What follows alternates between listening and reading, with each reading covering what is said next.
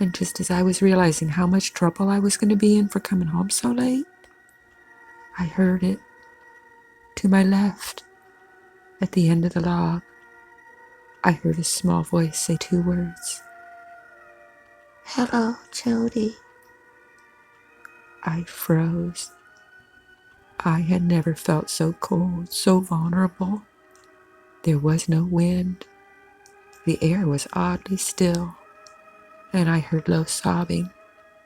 I turned to the source and felt my blood freeze at the sight beside me. A little girl stood at the end of the log. She looked like she'd been crying for hours, maybe even days. Oh God, that weeping! She looked at me.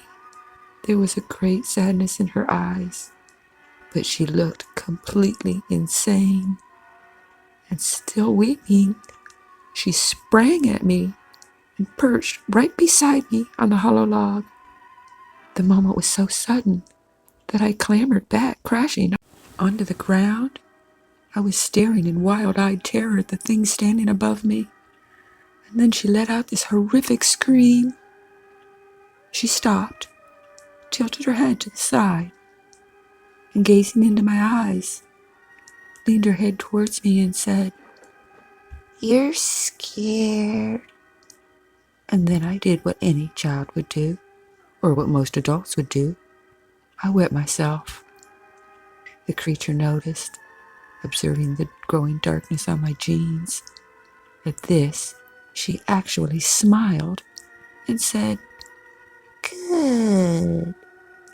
And it was at this point my mind finally gained control of my body, and I got up and ran the heck out of there. I found my way back to the path in no time. The girl didn't chase me. She continued to stay on that log and cry. I couldn't run away from those sobs.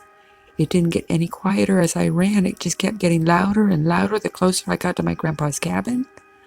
Only when I reached the yard did it start to fade. By the time I threw open the door, it was only a whisper.